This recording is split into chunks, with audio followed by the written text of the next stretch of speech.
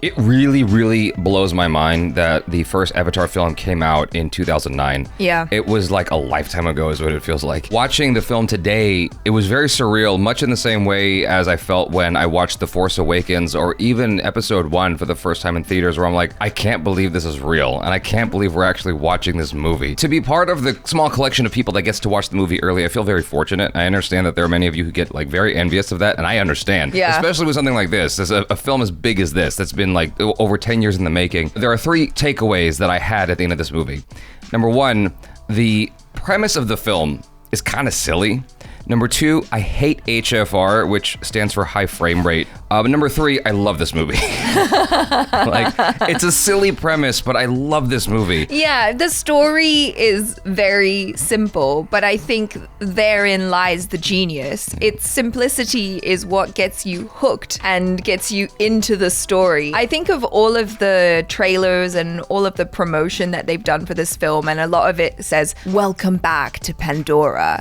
And it really is, especially when you're watching it in 3D like we did. You're back into the world, and it's amazing. At the end of the movie, I turned to you and I said, it feels like I watched really good TV. I don't mean that in like a derogatory way. I just mean that these days when you watch really good TV shows, you feel like you've had the opportunity to really take your time and hang out with the characters and know them and care about them. Yeah. And I felt that way at the end of this movie. Yeah, this certainly felt like a hangout movie at a certain point, but not in a negative way whatsoever. It was like, there was a good chunk of the movie where you're just sort of like in this world, in this environment. It's not lying to you at all in the trailer. Like, what you see in the trailer is exactly what you're getting, but more. I think that it did a really, really good job of giving you the fundamentals of this new part of Pandora. Yeah. And just inviting you into this world and making you care about your own planet. That's the thing. Yeah. You know, James Cameron is a big environmentalist. He always has been a self-proclaimed environmentalist. That was, you know, fairly clear in the first Avatar film, and I was fully prepared for that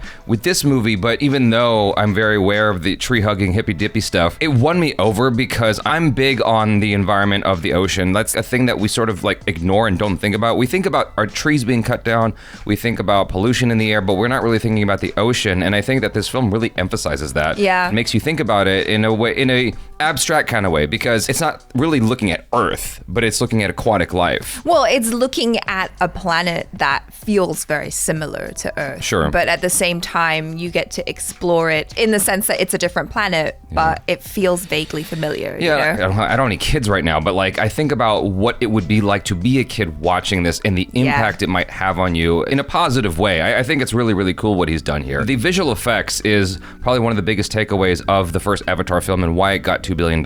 It was a very derivative story, which is Pocahontas. Like, you could literally just like search and replace on the names of like the Pocahontas characters and put in Avatar characters, and it's the same exact plot. Extremely derivative. It's a tried and true story, I guess, because it worked. The first film definitely had a stronger foundation to work with, but I found that I enjoyed the adventure of this one far more. Like, and you know what the amazing thing is, and you maybe mentioned this in some of our reactions, is that they introduce a lot of new characters. Yes. And especially the children. Yes. And I think that you were a little bit concerned that maybe we might not really care about them that much because there's so many.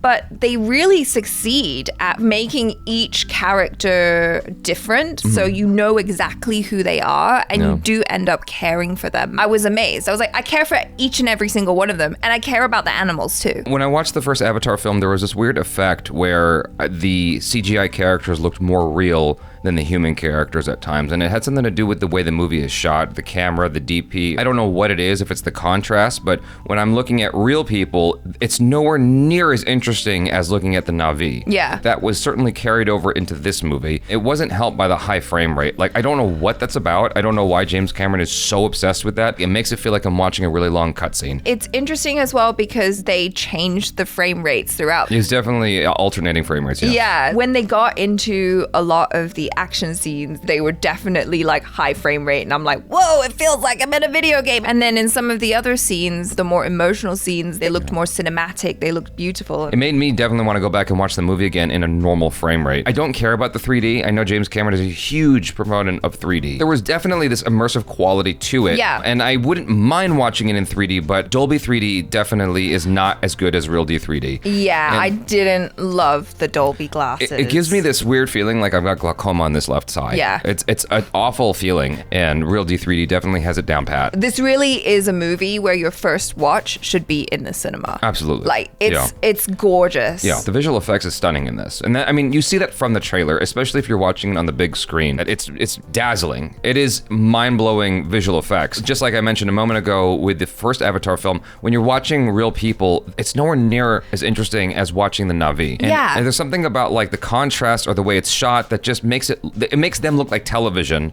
and makes the Na'vi look like cinema. It's the strangest thing. And I think it's also just that the world and the culture is so interesting. The color and everything. Like, it's so vibrant. And so every time that we're back on like real people, I was like, yeah, okay, move on. Yeah. Like, I just want to see the Na'vi and experience all this stuff and live life with them on the planet. It's so cool. It certainly felt real at most of the movie. I'm watching it, I'm like, I had to remind myself, I'm like, this is all zeros and ones right now. And it's remarkable, especially the close-ups. That's when it looks best. You see the skin texture and whatnot, and the pores and everything like that. I'm like, this is all just CGI. This is wild. And the emotion in the eyes as well. Yeah. Like, I was really looking and I was like, yeah, they definitely captured life. Yeah. After releasing our Avatar TV spot reactions today, I saw one person going, yeah, I mean, I get it. It's visual effects and everything, but like, is there gonna be a story? Is there gonna be something there, emotional or whatever? And there definitely was. It definitely got me. I definitely cried. Yeah, I wouldn't say that the story's great. I would say that the experience is awesome. Yeah. It's two separate categories. The only thing I can think of is like, there's two things that come to mind, is Indian movies and Passion of the Christ. My mom, when she described Passion of the Christ, she's like, it's not a movie, it's an experience. I'm like, all right, Mom. Like, that's how I would describe The Way of Water. Like, it's not really a movie, it's more of an experience. You get wrapped up in sort of the world and the emotions of what's going on. And, you know, you end up really, really rooting for this family by the end of the movie. Yeah, and it is a family movie. It's about family. And I think for the most part, it is suitable to bring your kids to. Not your little ones, because there's some violence and swearing and stuff like that. But I was like, yeah, I think this would be pretty cool to bring your maybe 12-year-old to. He does a really good job of writing that line, where it feels just violent enough that I guess this is family friendly. Yeah, but the action scenes were really thrilling as well. Yeah.